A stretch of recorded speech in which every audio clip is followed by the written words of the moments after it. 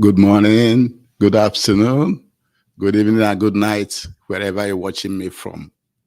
My name is Dr. Bioramba Iboweze, reaching you from Nkolo Mahadum.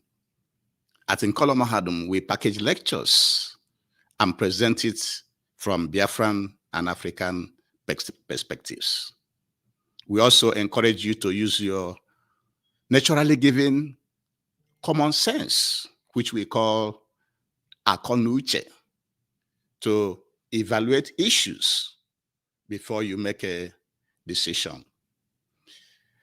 Today's date is Oye Market Day in the 7th month of the Igbo lunar calendar called Onwa Alomchi.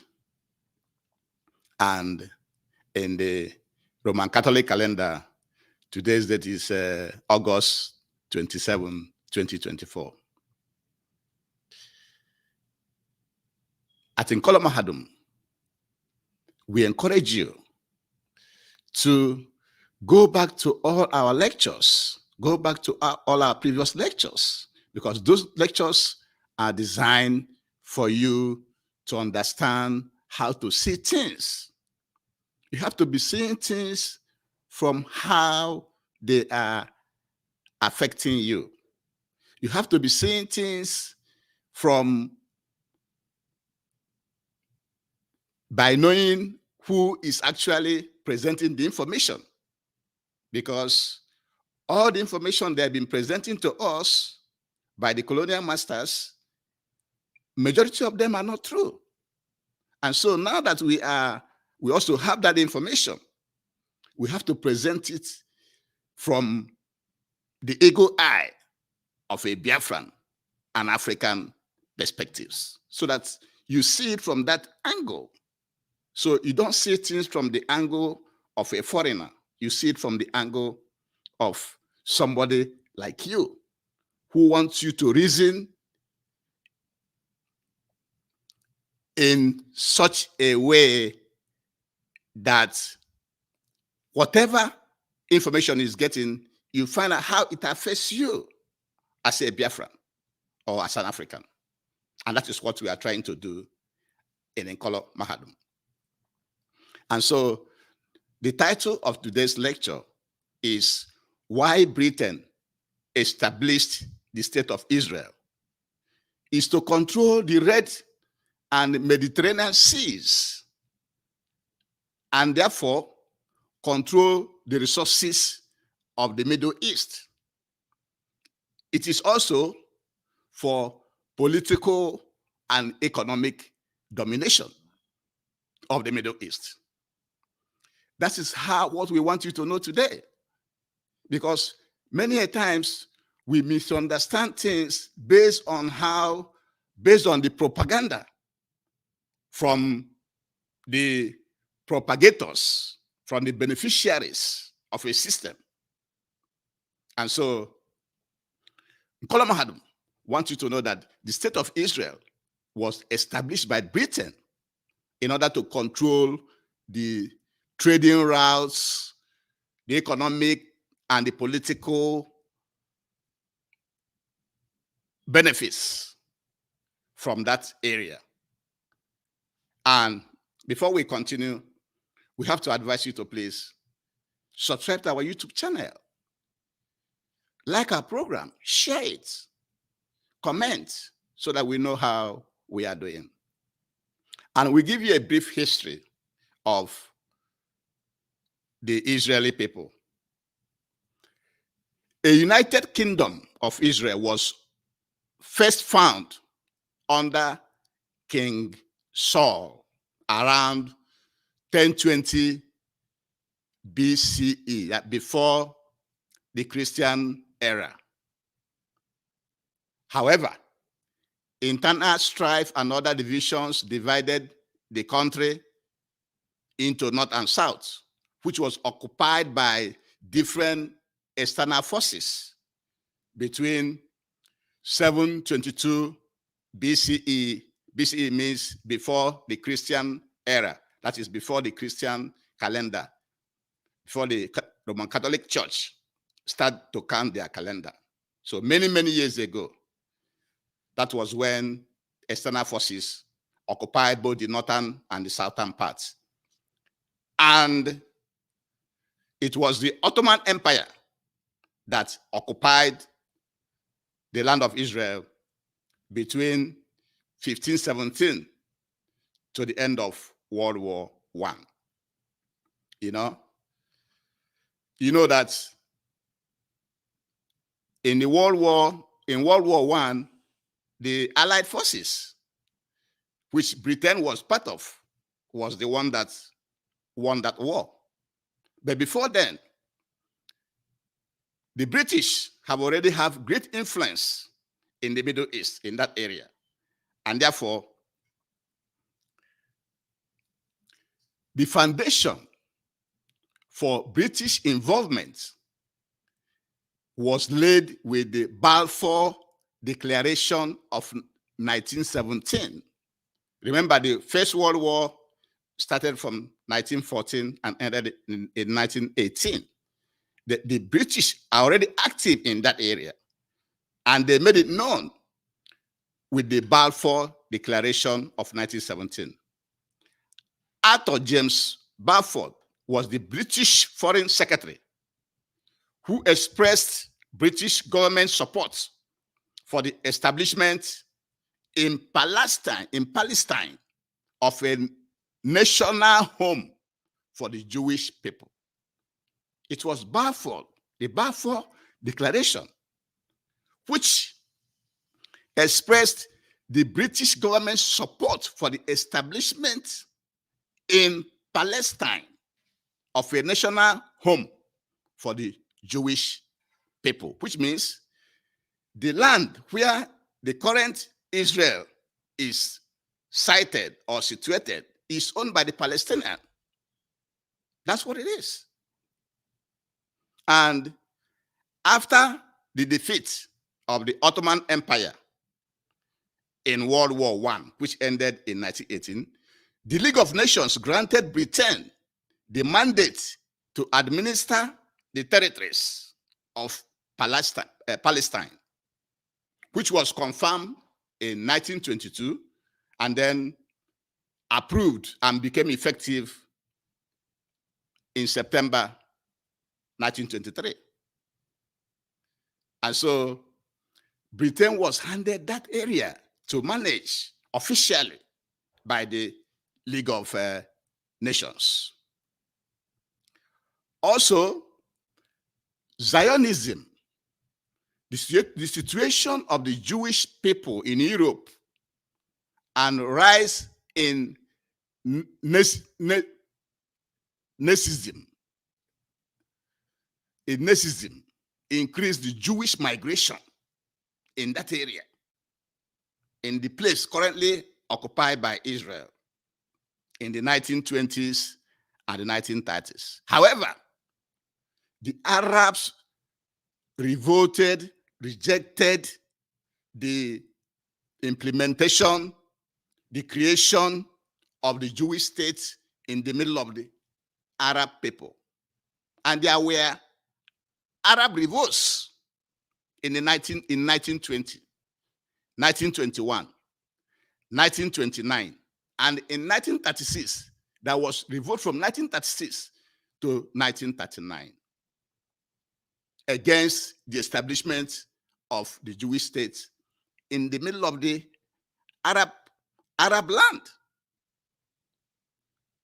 And before we continue, please subscribe to our YouTube channel, follow us on Facebook and Twitter, like our program, share it to your well-wishers. These are things that you have to know. Like it and comment, because they are very good for you. So moving along, Britain divided the land of Palestine, into two, giving the Jewish state 56% and the remainder, 43%, for the Arabs.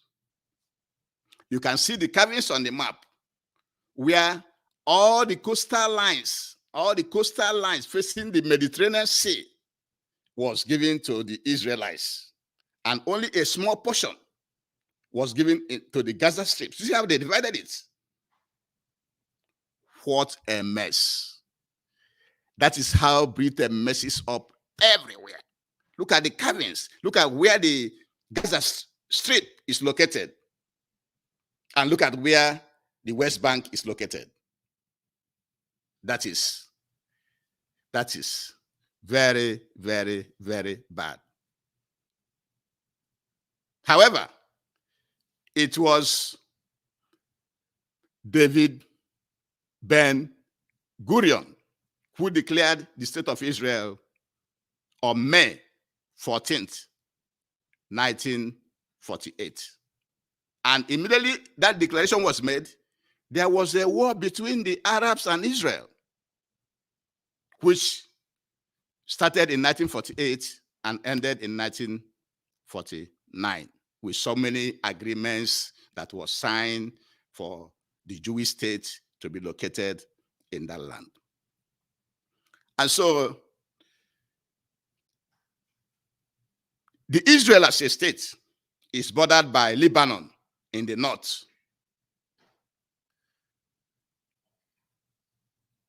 It's bordered by Lebanon in the north, Syria in the northeast, Jordan in the east, Egypt in the southwest, and the Palestinian territories, the West Bank and Gaza Strip in the east and west. And so the state of Israel is right there in the middle of the Arab people. And why do you think Britain established that state of Israel in that place? Yes, some will say, yeah, it's because of the persecution of the Jews in Europe and Zionism and all those things. Yes, those are true too.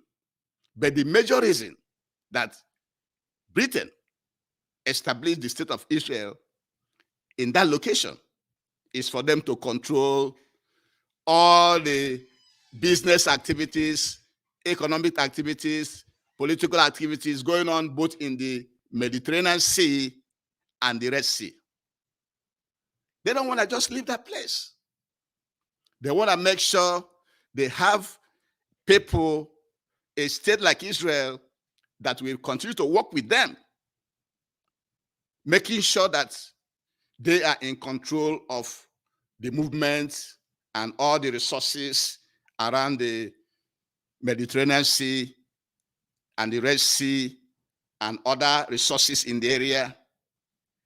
That was the major reason for the establishment of the state of Israel.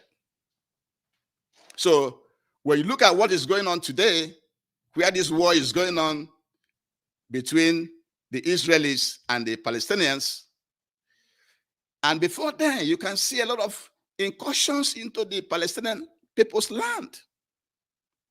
The state of Israel was sited on the land of the Palestinian people.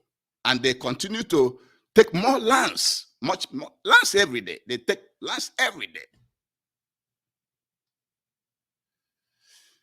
Is that good for you? Do you think it is good to establish a state in the land of somebody else and you keep persecuting that person? You keep taking over his land every day? Colum Hadam think that that is not right. That is also to tell you that Britain always causing problem around the world. Always causing problem around the world. That is the root cause of the problem. That is the root cause of all these wars you are seeing in the Middle East, of Israel against Iran or Lebanon or Syria, and all this fighting and fighting and fighting. That's because of British, what the British have done in that area. That is what Nkola Mahadum wants you to take away today. And like we said, we have to be keeping everything short. And what you have to take away from today's lecture is that, yes, Israel was first constituted as a united kingdom by Saul in 1020, but problems and internal problems in the country led to many other countries to come and invade them and take over whatever they have. And the last external conqueror was by the Ottoman Empire. And so when they were defeated in the First World War, that area was handed over to Britain. And Britain decided to set up the state of Israel in that area. That's what happened. And they decided to set up the state of Israel in that area in order to control everything going on both in the Mediterranean Sea and the Red Sea. It's about economics. It's about politics. It's about domination. Why do you think that during the Israeli and Arab war, soon after independence, how do you think that the Israeli won the war? Because Britain and the others were supplying Israel with weapons and assisting them. That was why they were able to defeat the Arabs in that war.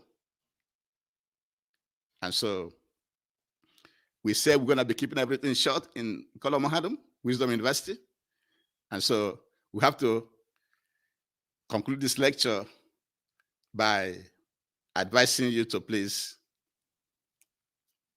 subscribe to our YouTube channel, like our program, follow us on Facebook, comment, follow us on Twitter and other social media platforms. Comment and share this program. Share it so that our people will understand. Because many a times our people see things from one angle, especially when it comes to religion. They don't want to see the fact. The fact is that the state of Israel was not created because of religion. It was created because of economic, political, and domination of Britain for the Mediterranean and Red Sea, which carries out a lot of economic activities on a daily basis. That is what you have to know. And with this, we shall be bringing today's lecture to an end. But before we end it, I have to advise you, all Africans have to come together to dismantle all the foreign political boundaries in Africa. Except they are dismantled, Africa will never be completely free. Dismantle all the colonial boundaries.